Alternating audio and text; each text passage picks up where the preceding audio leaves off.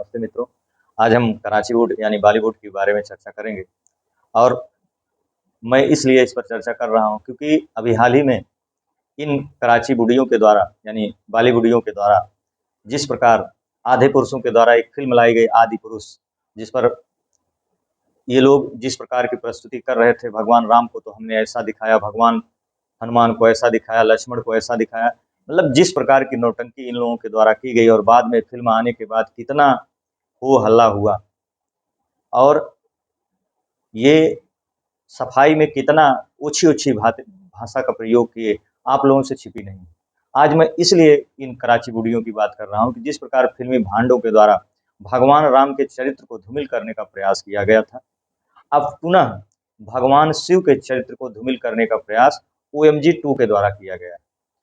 यह film makers जब sensor board इनके ऊपर आपत्ति लगाता है, एडल्ट सर्टिफिकेट देता है, तो इनको जो है काफ़ी ज़्यादा आपत्ति होती है और बार-बार प्रयास करते रहते हैं कि हमें यूए सर्टिफिकेट दिया जाए, किंतु ऐसा नहीं होता है। सेंसर बोर्ड ने 27 कट के साथ इनको ए सर्टिफिकेट दिया है। आप सोच सकते हैं यह फिल्म कैसी है, इसमें इतनी अश्लीलता वाली बातें क्या-क्या हैं, जिसको सेंसर बोर्ड ने 27 कट के साथ इन्हें ए सर्टिफिकेट पकड़ाया है। तो आज हम अपनी इस वीडियो में ओएमजी 2 के बारे में कुछ चर्चाएं करेंगे जिससे आप भी जान सकते हैं कि ओएमजी 2 देखने लायक है या नहीं देखने लायक। लेकिन मैं यहाँ आप लोगों से निवेदन करूंगा कि आप अपने महापुरुषों के बारे में, अपने भगवानों के बारे में या जो भी हमारे आराध्य देवी देवता हैं, उनको हमें अपने वेदों, दर्शनों, उपनिषदों, शास्त्रों और ऐतिहासिक ग्रंथों में ढूंढना चाहिए, ना कि इन फिल्मी भांडों के दिखाए गए जो फिल्म है उनमें ढूंढना चाहिए। बहुत सारे लोग बड़े खुश हो रहे हैं भगवान शिव पे ऐसी फिल्म आई, अक्षय कुमार का इतना अच्छा कैरेक्टर है। आप स्वयं देखिए भगवान शिव के किस प्रकार का कैरेक्टर है। भगवान शिव के जब भी आप चित्र देखेंगे तो आप हमेशा समाधिस्थ अवस्था में यानी ध्यान लगाए हुए अवस्था में आप देखेंगे। लेकिन जिस प्रकार इस फिल्म में जिस प्रकार का भगवान शिव का चरित्र किया जा रहा है, जैसे लग रहा है कोई गजेड़ी और भंगेड़ी अपने आप को प्रस्तुत कर रहे हैं। यानी जो वर्तमान परिस्थिति में कुछ लोगों के द्वारा भगवान शिव को बताया जा रहा है, उस तरीके से ये प्रयास कर रहे हैं। अब तमाम प्रकार के भगवान शिव पर धारावाहिक बने हैं, उसमें आप देख सकते हैं किस प्रकार से भगवान शिव को दिखाया गया। लेकिन इस फिल्म में भगवान शिव को तो दिखाया ही नहीं गया। और दिखाया भी क्यों जाएगा, क्योंकि सेंसर बोर्ड ने इस पर आपत्ति दर्ज कराते हुए कहा है कि भगवान शिव को अक्षय कुमार के रोल में नहीं दिखाना चाहिए, जबकि मैसेंजर ऑफ गॉड के रूप में इनको दिखाया जाए। अब आप सोचिए, मैसेंजर ऑफ गॉड के कॉन्सेप्ट अब्राहमिक रिलीजन में हमारे यहाँ तो है ही नहीं। हमारे यहाँ तो डायरेक्ट भगवान शिव अगर किसी को दर्शन देना होता तो डायरेक्ट स्वयं दर्शन देते, भगवान राम स्वयं दर्शन देते हैं, भगवान विष्णु स्वयं दर्शन देते हैं। किसी मैसेंजर की हमें आवश्यकता नहीं, ना हमारे यहाँ हमारे सनातन वैदिक धर्म में इस तरीके का कोई कॉन्सेप्ट है। तो यह film makers messenger of God को दिखाकर क्या संदेश देना चाहते हैं। और जिस प्रकार के इसमें ओछी भाषा का प्रयोग किया गया, जिस प्रकार की चीज़ों का प्रस्तुतिकरण किया गया है, आप लोगों के बीच में आपको रखना चाहूँगा। सबसे पहले चीज़ तो मैसेंजर ऑफ गॉड को लेकर के आपत्ति है, क्योंकि हमारे वैदिक संस्कृति में मैसेंजर ऑफ गॉड का कोई कॉन्सेप्ट नहीं। दूसरी आपत्ति इसमें सेंसर बोर्ड ने जो दिखाई है कि एक जगह पर मूड एक्स कंडोम का पोस्टर लगा के दिखाया गया है, जिसको सेंसर बोर्ड ने कहा है कि इस पर कट लगा करके इसको हटाया जाए।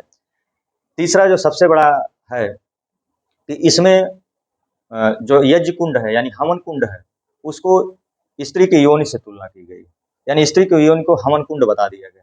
आप कल्पना करके देखिए कितनी ओछी और कितनी गिरी हुई भाषा का, उस कितने गिरे हुए सोच के लोग हैं जिनको आप अपने आदर्श जिनके बीच में आप ढूंढने जा रहे हैं।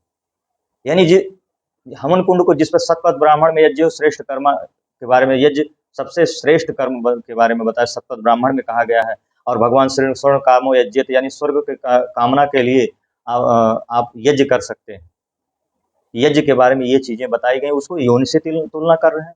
आप किस भाव में किस रूप में इसको बताना चाह रहे हैं, इस फिल्म के माध्यम से क्या दिखाना चाह रहे हैं। चौथी चीज मैं बताना चाहूंगा कि यह सेक्स एजुकेशन बेस्ड फिल्म होने के कारण सेंसर बोर्ड ने इसे ए सर्टिफिकेट दिया है। ऐसा मैं इसलिए कह रहा हूं क्योंकि इसमें अप्राकृतिक सेक्स रिलेशनशिप के बारे में बताया गया है, हस्तमैथुन करते हुए दिखाया गया है।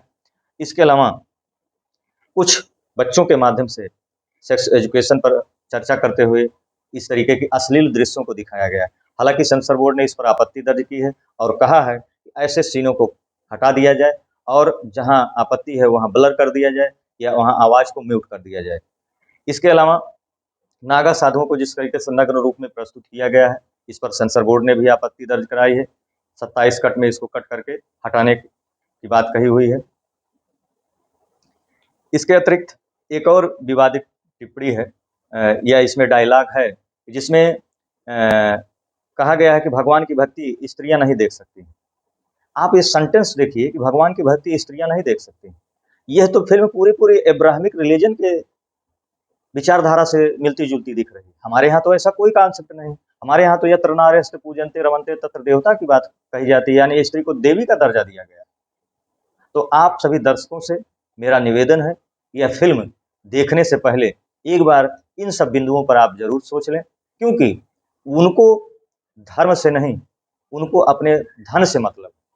उनको इस प्रकार के फ़िल्में बना करके, हमें नीचा दिखा करके, अपनी जेबें भरने में आनंद आता है। ऐसे लोगों से हम कोई अपेक्षा नहीं कर सकते, ना ही आपको करना चाहिए।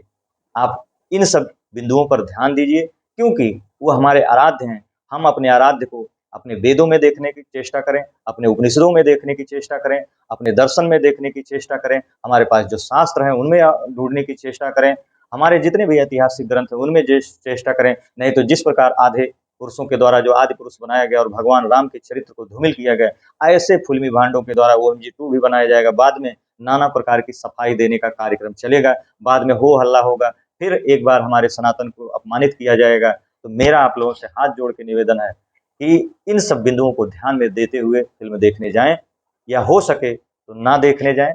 जितनी देर आप फ़िल्म देखेंगे, उतनी देर अपने वैदिक सनातन ग्रंथों का अध्ययन करें। तो यह जानकारी यदि आपको अच्छी लगी तो ज़्यादा से ज़्यादा लोगों तक शेयर करें, सब्सक्राइब करें। धन्यवाद।